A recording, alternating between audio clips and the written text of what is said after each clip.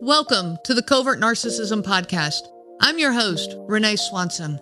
I am not a therapist, and you are not a victim. Welcome to the Covert Narcissism podcast. I'm your host, Renee Swanson, and I'm super glad to have everybody here today. I have a special guest. I've been looking forward to this one for a while. It's been in the works for a little while, kind of talking things through. It's a very specific topic today. But I first want to start by welcoming Kathy here on the show. Kathy, thank you for being here. Oh, thank you, Renee. I'm honored to be here today. So I've gotten to enjoy getting to know you actually over the last, I don't know how long it's been, maybe about a year, something like that. And I love the conversations we've been having, but we're going to kind of dive in a little bit to the church issue and dealing with covert narcissism when you are coming from a Christian perspective, because that really complicates things. And so, Kathy, thank you for bringing this to the table and being willing to talk about such a difficult topic. Yeah, thank you. It is a very difficult topic. It is. So I think we're going to start with topic number one off of this is as you termed it, is a Christian fog. We talk about the fog, the fear, obligation, and guilt when you're living with a covert narcissist. But now we're dealing with adding to that fog another layer from a Christian perspective. So why don't you get us started on that? Sure. Yeah, I'd be happy to. Well, when I first learned about FOG, the acronym fear, obligation, and guilt, in one of your early podcasts, I gasped because I realized that's so much of what I had been living with. I had been living in fear of not doing the right thing, obligation to do the right thing, and guilt because I didn't think I was doing the right thing well enough. Right. And it resonated so deeply within me. And so in my therapy, I learned so much about how this extends to our Christian beliefs. It really does. It really does. Mm-hmm. And it's not that our Christian beliefs are wrong in any way. There's just an unhealthy element of this fog that creeps its way into our belief system. Mm-hmm. And it kind of gets all intertwined in there. It does. Yeah, it does. And I can relate to that so much. And with my own background, of course, I have a strong church upbringing, very Christian family for generations. You know, my dad's a preacher, and I know you can relate to this. And that fear of, as a child, as a teenager, as a young adult, I remember being very driven by fear, obligation, and guilt. I was terrified that I was going to do the wrong thing and die and go to hell. I was so driven by the fear of making sure I did everything exactly right. That if I had a thought in my head of, I really don't like that person, I'm kind of frustrated with them. Oh no, God's going to judge me because I don't like this person. I have to like this person because that's what Christians do. And so I did have a bit of a warped sense of reality of where my role in life was, very driven by making sure I did everything exactly right. So this perfectionism kind of where I landed. And the obligation as a wife then was that I had to, meet all of his needs and be, submissive and be completely respectful and always honoring. I could never have a bad thought about my husband. That was my Christian duty, is I couldn't think anything bad about my husband. Well, there's this level of humanness. Guess what? We have bad thoughts even about the people we love, and cherish, because that's human nature. I might not like the way, my mom says something. Well, I'm going to have a thought where I go, yeah, man, I really didn't like that. Doesn't make me a bad person. It doesn't mean I don't love my mom. But it's just going to happen. And sorry, Mom, if you're out there listening, I didn't mean it that way. It was just an example. But I was so driven by that. Can you relate to that? Oh, my goodness, yes. And I think that fear gets so ingrained within us that then we do almost adopt a false reality like you're saying, because we cannot ever afford to be wrong. And so we're afraid we're afraid we'll do something wrong. So even if we do something wrong, then it gets buried way deep within us. Don't want to admit that. So we just keep going on the route that we're on, rather than admitting we were wrong. And that can set us up for getting on some wrong paths, like marrying the wrong person, right, or getting into a relationship that isn't healthy because, well, I've already committed to this, and so I have to stay with this. And if I don't stay with this, I'm afraid what will happen. Right.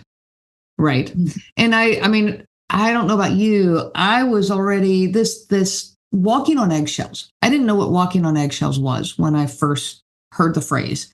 And what I thought it was definitely was not reality, because I was walking on eggshells and didn't know it. Okay. I was doing that, constantly trying to figure out the right way to say something and the right way to do that. I just thought that was me trying to be a better person. I didn't know it was walking on eggshells. Okay. But I was doing that long before I ever met my husband and getting married. This was what I was doing in my life as a Christian, constantly looking for, okay, I have to make sure I do it this way and that way. I have to make it the right, always on the high alert, looking out for anything in me that wouldn't be godly. Yeah. And so this walking on eggshells concept, I didn't know I was doing it. And it was just familiar territory. So when I married and I was still doing it, this was familiar territory. Sure. Living in the fear, the obligation, and the guilt, it just kind of followed right into the perfect storm to being married to a covert narcissist. It totally does. Because if we are walking in fear, walking on eggshells to not make them angry, for example, I know you've talked about the example of the toothpaste on the mouth with your husband and with mine. The first time that I saw him get angry was when his flight arrived early at the airport. And this was way back before FlightAware, even before cell phones. And so I didn't call the airport to see if it was going to be on time or not. I just assumed it would be on time, and they ended up landing early, and he was so angry with me. And I couldn't understand that. But boy, I would tell you what, I was never late to pick him up again. Of course, just not. like you said, because we do everything and to not make them angry. Okay, so from a Christian perspective, I think there's a real misunderstanding of the fear of God and fear of man, and I think, as kids, there's an innocence that we can misunderstand that, and we go, fear of God. I need to be afraid of God, and from a childlike perspective, we see that and we think, oh, yeah, he is big and mighty, and I am afraid of him. But as we grow and as we mature, we realize that's more of an awe and a respect. Right. But that's not what translates into a marriage with a covert narcissist. We want to respect our spouse, but what if they're not respectable? Right. Then we're afraid because we're not respecting them the way we're supposed to. Right. And so we dig in and try, I have to only have good thoughts. I'm supposed to, what's the scripture talks about, Philippians 4:8. I have it right here. It's whatever is true, whatever is noble, whatever is right, whatever is pure, whatever is lovely, whatever is admirable, if anything is excellent or praiseworthy. Think about such things. So, these things. Yes. And so I'm supposed to think on those things. I'm supposed to focus on those things. And so, and so I would focus in on, the good times we had together, the times when he was showing up as a good dad, the times he was showing up as a good spouse, which it was there. But as I've said in my podcast, one good evening would erase 2 months of bad behavior. Yes, we had good moments. We had good times where like there was some genuineness there. There was some realness there. But it became the breadcrumbs. It became these tiny little bits of it. But Scripture says that's what I need to focus on. And I believe I'm doing the right thing by focusing on them. So I'm going to dig in because I'm very motivated to do the right thing. And so that's where I spend all my time and all my energy. And then I can't figure out why I feel so beaten down, why I feel so discouraged, why I feel like, why is my body reacting when he's around? Like I don't have feelings of wanting to be around him, but I'm not willing to let myself even think that way. And so you talk about cognitive dissonance, like it's not even that my thoughts and my feelings don't match. It's that I am forcing myself to think about thoughts that don't match my feelings. Like I am digging in to make the cognitive dissonance happen. Oh, absolutely. And I totally understand that, Renee. I remember one Thanksgiving, I was so unhappy and I was trying to think of what I was thankful for. And my husband is specifically because the way he was acting was not who I thought I had married. And so I thought, well, I need to make a list of all the good things in him. And I came up with a long list. I mean, he is a hard worker and he could make me laugh and he's a wonderful planner. We took great vacations. He could fix things around the house. I mean, there were a lot of really good things. But what happens when we focus only on those good things is first of all, we're not acknowledging the truth of the not so good things that are causing us harm in our own heart, in our own mind, and in our life. And we are enabling that bad behavior because we're not focusing on, we're not calling out what needs to be called out. So when he's being really grumpy and angry and impatient right after we leave church, and he's been up on the stage on worship team, and then he's just grumpy and so day's already all spent. And then what message is that sending to the kids? It's a hypocrisy and this impatience and the selfishness that the day wasn't turning out the way he wanted. But I tell the kids, oh, Daddy's just hungry. He's had a long morning. He's tired. But it's so when we only focus on the good, where we are denying, we're living in denial. Right. Very much so. And it becomes a very black and white way of thinking, which is, and what I mean by that is I can only focus on all good and not acknowledge the bad, instead of being able to recognize that people are a combination. Right. Everybody has some good traits and everybody has some bad traits. Right. And that's what makes it very confusing for a victim of covert narcissistic abuse, because we can look at all that good and then we go, well, what's wrong with me? The bad isn't that bad. Right. And so we and I remember what my therapist and I had to work through this quite extensively to get me to a place of accepting that there is good with the bad and bad. You have them both, and you have to be okay with that. But when you're in a fog, and when you're in that, experiencing that fear of not respecting or not loving or not thinking highly enough of your spouse, then you just get so trapped up in that fear you can't think clearly. And that's very true. And add to that, so that's what's going on our end. Add to it on their end that a narcissistic person is there's the black and white thinking is a thing for them. They also cannot hold somebody being good and bad as a combination. Like you're either all good or you're all bad. What I mean by that is if I do then try to speak up a little bit, if I do go, hey, it really hurts me when you talk that way or when you say things like that, like it really hurts me.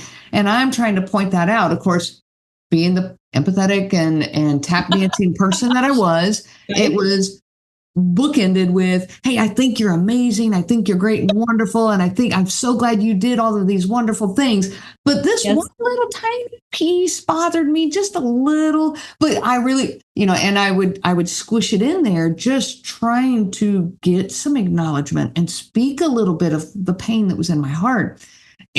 But from his perspective, he would zone in on that one little piece then and so you think I'm a bad person? You think I'm horrible? I'm insecure. And he would then, the whole victim role would come out, and my whole system would scream, all right, here comes the deep dive, all hands on deck. We got to stop. We're going in a bad direction. And this is going to become that 2-hour circular conversation. So the alarm bells start blaring, and I quickly go right back to praising and all the good things and the wonderful things. And I'm sorry I even brought it up. What's wrong with me that I shouldn't even be thinking about it. It's such a small thing, because they cannot accept that there's good and bad both within themselves or within you. Mm-hmm. And so we're kind of getting it from both sides. You're getting it from the church background, and you're getting it from them. Yeah. And so what that does is that sends us into this place of feeling obligated to make everything right. Mm-hmm. So he's upset. I can't control him, but I can control me. So I'm obligated to do everything I can to fix the situation. If he's angry, or if he's upset, or whatever has happened, it's my place to fix it, because he's not going to. In the early years, I thought maybe he could. That's why I hung on for so many years. I hung on for 40 years because I kept hoping that he could change and that he would see his responsibility. But what happens, and this will be another podcast, I'm sure, but he would do the things that he thought he was supposed to do. Mm-hmm. And so he would go to the Christian men's conferences, and he would do the prayers. And I always felt so uneasy, like something wasn't quite right. But it was my obligation as a dutiful Christian wife to submit. Mm-hmm. And to not think badly of him, as you said before. And I was obligated to fill that role as a submissive wife. Right. And so that really is, that obligation is just, that's a huge thing in and of itself. It really is. And I'm going to add to what you just said about the hope that he could change, that you had hope that he could change. I had complete belief that he could change. Like it was beyond the point of hope. I was convinced that, he'll see what he's doing and he'll learn and he'll grow. And I just have to put it in the right words. As long as I could find the right words to help him to understand, that was my obligation then, because I could see where his relationship with, let's say, for example, his boys, where the relationship was breaking down. I could see it. So mm-hmm. I was obligated to express that to him, to help him, to find the right words so that he could see it. And I believed firmly that once I got to where he could see it, once he got to where he could see it, that he would change, that he would, I get that. And maybe even take it further then and apply it more to himself of, okay, I can see how they would see that. And I hunted for those magic right words for years, for decades, because I felt like it was my obligation. It was my duty to help him because he couldn't help himself or wouldn't, whatever it was. Right. Yes, exactly. And we're obligated to help them, to encourage, okay, we want family devotions, and we are obligated as a Christian wife to make that happen, but make it look like daddy is the one who is instigating that because he's the spiritual head of the family. And so we're doing those things behind the scenes, but I wonder today what my kids would say of, oh, you mean dad didn't do that? That was you? It's because right. I feel obligated to make sure that those things happened within the home. And if we didn't do those things, if we didn't follow then through, then the guilt of, oh my gosh, I'm not being a respectful wife. I'm like that lady in Proverbs who tears down her house with her own hands, with her own words. Because I'm not being a good enough wife and mother to be able to make this happen. And the other guilt that comes along with that is the guilt of not going back to the fear and the obligation, the guilt of not wanting to do those things, but feeling like I have to. That's the obligation. I mean, it's all so twisted. It's also twisted up. I'm going to give you a perfect example of all of this. Like what you're talking about, I believed that we needed to do a nightly Bible time with our children. They were little. We were going to sit down and read scripture. We had a little kids devotional book. And I wanted to make sure that this happened, and our kids were in elementary ages. And I would also make sure that he joined us for this. I'd go, hey, it's time to do this, and like you're saying, not only do I set the stage and make sure it happens, I have to make sure it looks like his idea or his doing or his, so I would make sure, you read this part and make sure that he would get it started and all. And so I was doing all of the work, but then while we were there, I also was working overtime to keep things peaceful, to keep things, focused on a child's level, like so that we're not going into these in-depth, great, long biblical narratives that are over the kids' heads because we're going to lose them because I wanted it to be a positive time. So I've got all this going on, okay? And for several years, but over time, these times together as a family started to become really negative. He would, be looking at the kids and going, hey, you need to quit twitching, quit moving with that, quit. And he's starting to kind of nitpick them and pick at them. And if they expressed something he didn't like, then it became this long drawn circular conversation with our children during Bible time. During Bible time. So Bible time became so painful that I quit doing it. Yeah. I quit doing it. I quit, I'd just be like, hey, we're not going to do it tonight because they're really tired and it's kind of late. So we'll just skip tonight. And I just started making these excuses and pushing it under the rug and kind of let it fade off in the distance. You talk about guilt. I feel so guilty. I'm supposed to be doing these. I'm supposed to be making them happen. I'm supposed to be, making sure that he can have that positive Bible time with his kids. What's his role in this? He should be making sure he has that positive Bible time with his family, and so I let it kind of start to slide. And then, heaven forbid, I did the worst thing was I started having Bible time back with the kids without him. And this started to just it kind of just started naturally happening because the kids would start having conversation with me. And I'd be like, oh, hey, that's like when we read in your book. And I pulled it back out and we read it. And we'd have like this 10-minute little Bible time without Dad. And it was peaceful. It was enjoyable. It was a great way to end the day. Well, then he found out, and how dare you do that without me? And then it became this big, you're leaving me out, and I need to be included in that because I'm their dad. And so all of the guilt and obligation, all of that got intertwined in this situation. Yeah. And then doesn't it circle back to the fear of, oh my gosh, we're not raising our kids right? Yes. Oh, there's, what now? Mm-hmm. Yeah. It all fits back together. And that guilt is so strong and so out of proportion that even when we decide this is not how it's supposed to be anymore and I'm leaving, then we deal with guilt that we're leaving. Yes. And that's a whole nother layer of how can I? Like divorce was not an option. That was not in my vocabulary. This was never, ever, ever going to happen. And by the time I had fought so hard, doing all the right things, trying to make it work, trying to fix it, all the things, that by the time I got to the point that my dad looked at me and said, you can't live like this. Yeah. I just collapsed. I mean, it just finally opened the door that you mean I can explore getting out?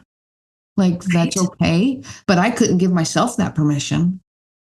This came, from generations of church background where divorce didn't happen. I've got families and cousins and all of this who divorce is not a thing. And yet here I stood. Right. And same with me. One of my brothers finally said, you need to find an attorney and you need to find a therapist for yourself because he's not ever going to change. And this is not okay. Wow. This is okay. Yeah. My heart goes out, Renee, to the people who don't have that kind of support. I was just thinking the same thing. Yeah. Yeah. There's so many people who don't have the support of a parent or a sibling or a grandparent, an aunt and uncle, any family support, let alone friend support. All of our friends were church friends, and that's a whole nother podcast episode is then what about the church friends and what develops out of that? Because it's a church family. When you're involved in a church, it's a family. And so the people who are out there who don't have any support, that even one person, all you need is that one person. For me, it was my dad that gave me permission to think outside of that obligation as a Christian wife. So for everyone out there listening that doesn't have the support, like what we're talking about, that don't have permission to voice this, okay, I want to give words of hope to you out there listening that it is okay to voice your feelings. It is okay to listen to them. If you can't voice them to anyone in your life right now, voice them to yourself. Okay. Voice them to God because He is listening. Okay. And voice them so that then you can figure out what to do. You've got to give yourself that permission because otherwise you're living in denial of your own feelings, your own heart, your own instincts. And that living in denial is a hostage situation that God would never support. Okay. He would not want any of us living in a destructive relationship, a destructive marriage. You do matter in life. Your feelings do matter. And I want to just encourage people to find that safety of being able to voice these. Do you have words of hope for those out there listening? I do, Renee. I never, ever thought that I would be able to be this happy because I was operating in that fog. Mm-hmm. That fear, obligation, and guilt kept me trapped. But I'm so, it's not been easy. No. But it's so much better now. I've been divorced now for a little over a year. Okay. And I'm still healing, but I'm out of the fog. Yeah. Healing is a lifetime. It's a journey of a lifetime, but it's an amazing journey. And being out of that fog, finding who I am, being the mom I've always wanted to be, being the member of society and the Christian person I want to be. I can show up now being me. And I'm really grateful for that. Mm-hmm. Yes. Yeah. Okay. All right. Kathy, thank you so much for joining us on this. I look forward to more episodes to come. I think we have a great story and passion here to be able to share this with the audience that's out there listening. So thank you for joining us. You're welcome. All right, everyone out there listening, I wish you so much peace on your journey of healing. You have been listening to the Covert Narcissism podcast. If you are struggling with covert narcissism in your life, I help people to heal from covert narcissistic abuse. If you are struggling with the isolation, the self-doubt, and the obsessive thinking, then this is the program for you. I offer both group and individual options. This is live, personalized coaching that is specific to covert narcissism. Reach out to me anytime. You can find me at my website, covertnarcissism.com. I'm not a therapist and you are not a victim. I am a coach and you are a survivor. I wish you so much peace on your journey of healing. The information provided by Renee Swanson and the Covert Narcissism podcast is for educational purposes only and is not to be used for diagnosis purposes and not intended to be a substitute for clinical care. Please consult a healthcare provider for guidance specific to your case. This material discusses narcissism in general. It does not claim that any specific person has narcissism and should not be used to refer to any specific person as having narcissism. Permission is not granted to link to or repost this material to support an allegation or a claim that any specific person is a narcissist. That would be an unauthorized misuse of the material and information provided.